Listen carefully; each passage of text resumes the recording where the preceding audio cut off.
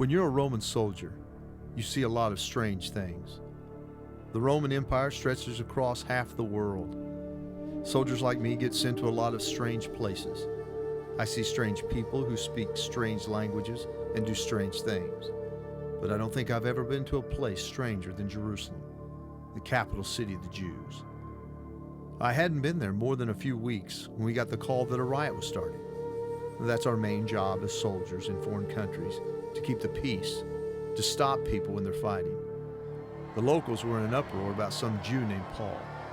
So our commander ordered us to stop the riot. We took Paul and we wrapped him in chains, and we brought him back to our barracks where we could keep an eye on him.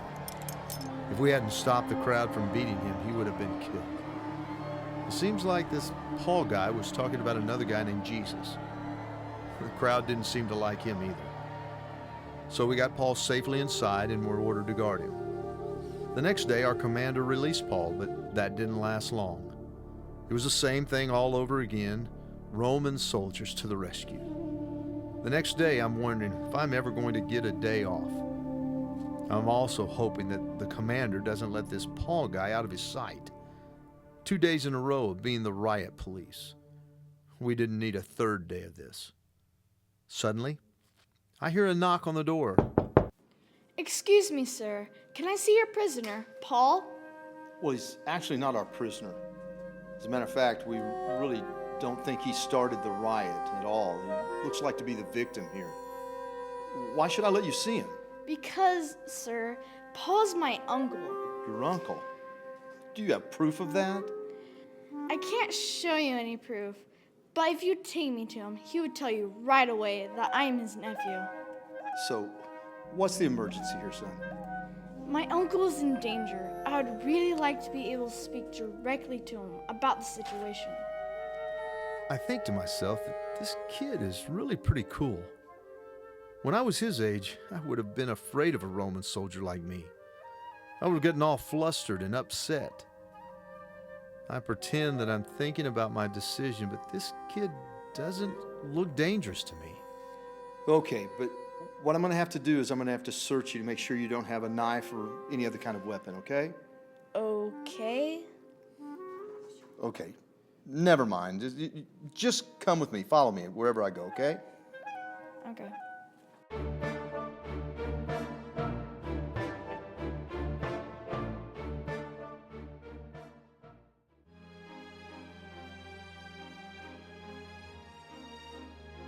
Hey, Paul. Seems like you have a visitor out here.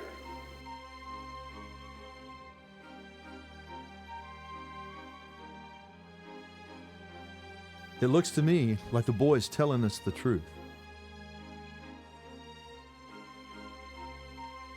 Would you please take my nephew to see the commander? He has something important to tell him. Commander, sir, Paul has a visitor who says he needs to speak to you. This had better be good. You know, sir, the Jews want you to bring Paul back to meet with their council again tomorrow. They're pretending they want you to take him there to ask him more questions. Don't let that happen. Don't let Paul go. I heard them talking. They are so angry. More than 40 men are waiting to ambush your soldiers and attack Paul.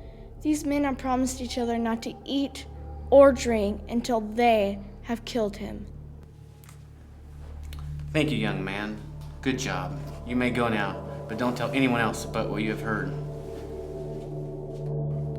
Get your men ready, all 200 soldiers. Then get 70 horsemen and 200 spearmen. Use that entire company and all their weapons.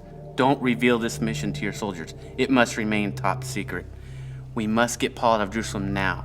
Tonight, as soon as it begins to get dark, you'll be taking Paul north to Caesarea so he can speak with the governor. And get a horse for Paul. Guard him with your lives. I never saw the boy again.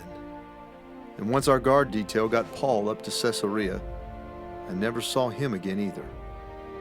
But while we marched north in the darkness, I kept thinking about Paul's nephew.